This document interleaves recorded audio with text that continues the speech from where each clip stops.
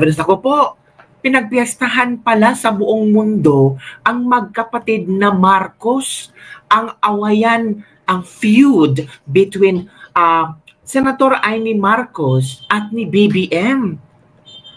Chismisan talaga, hindi lang ang mga Pilipino ha, pati mga foreigners. Oo, kabibig.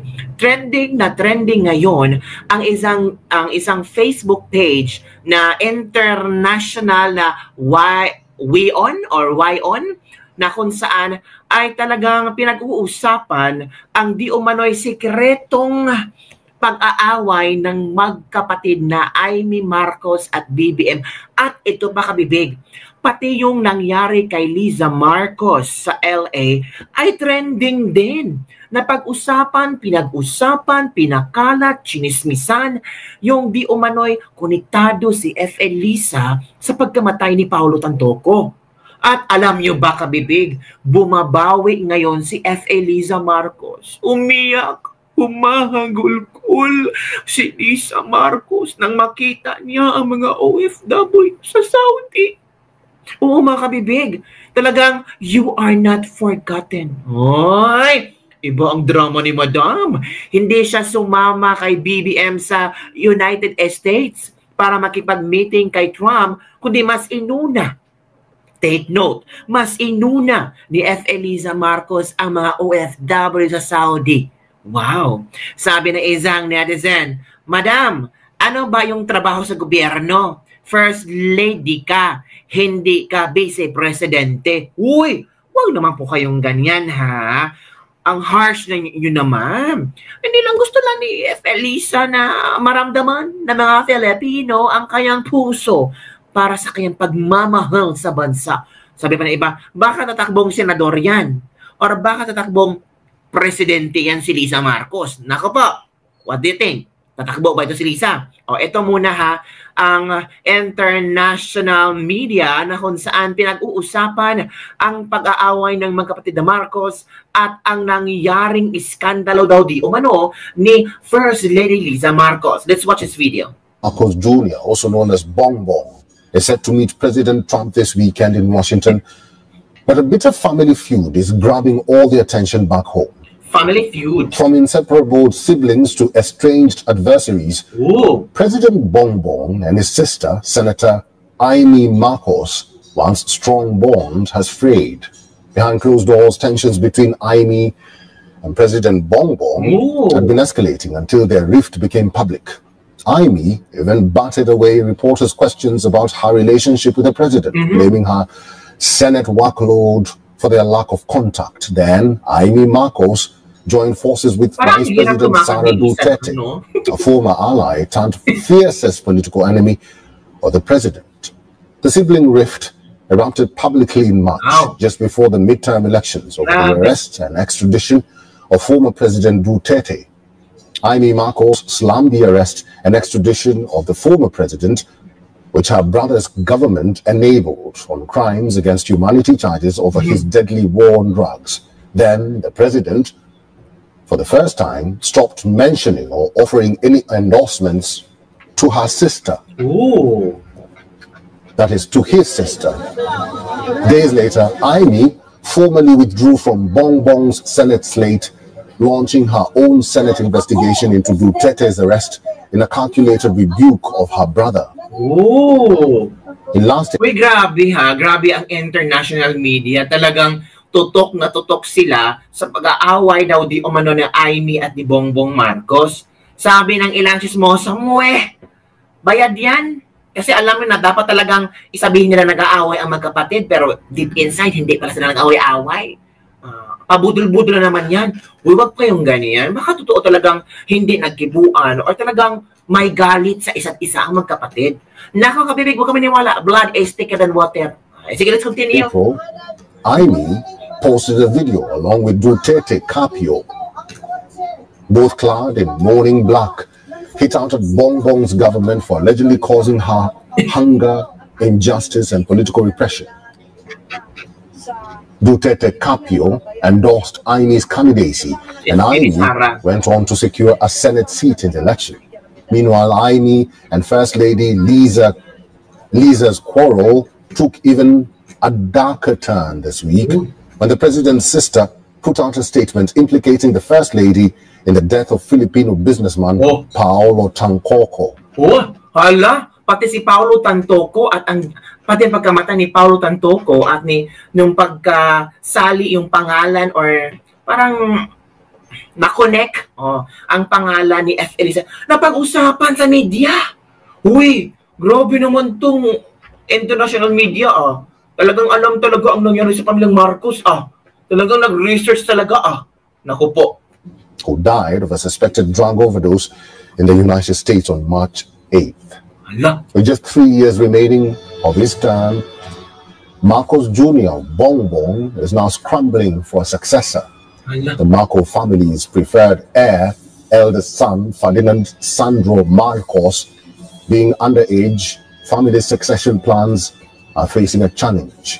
As for Amy, the prospects of reconciliation with her brother or his wife seems very remote. So yun kabibig, yun ang pinag-usapan ngayon sa international scene na kung saan sabi ng isang netizen, hair follicle test Marcos family, now na. Naku po, grabe naman sila kumakapagda. Pero so far, no? Sir, can you help us ask Mr. President Marcos to undergo hair follicle drug test? He's playing deaf and mute to our call for a drug test from Sean Seal. Hair follicle test for Bongbong Marcos family, please. The sniffing family of the Republic of the Philippines from Chris Go. We demand hair follicle test to the first family from Cathy Rivera. Hala, puro ay demand. We demand talaga. Sabi ko, nako, grabe di Bongbong ha, special non-working holiday ang linggo. Only in the Philippines. Uy, kayo talaga. Huwag kayong ganyan. Baka nakalimutan yung linggo. Eto pa kabibig. Nako, if we're talking about the Marcos family, parang si Liza Marcos ang siyang sasalba sa pamilya Marcos. Uy, bakit sasalbahin ni Liza Marcos? Nako po, nagpunta si Liza sa Saudi. Meet and greet sa mga OFW. Ito na ngayon ang drama ni Liza. Sabi ni Liza Marcos, to my OFW, you are not forgotten. Liza Marcos moved to tears na umiyak talaga si Madam during visit to OFW shelters in Riyadh. Ito pa. The First Lady had a very productive Saturday as she kicked off her working visit to Riyadh, Saudi Arabia, by visiting 2 shelters for OFW babies and children, as well female OFW. Bakit working visit? Nagtatrabaho ba siya sa gobyerno? Yun yung ang tanong ko. Sana no may magbigay sa atin ng klaro from the word working visit or pwede namang visit lang, di ba? Sabi ni Liza Marcos, I got teary-eyed after spending time with the courageous mothers and their beautiful children at Bahay Kalinga in Riyadh. Their stories of sacrifice and unconditional love touched my heart deeply. They are living reminders that behind every OFW is a family holding on to hope and fighting for a better life. Uy, grabe naman, nakakaiyak naman yung ni Madam, yung statement niya.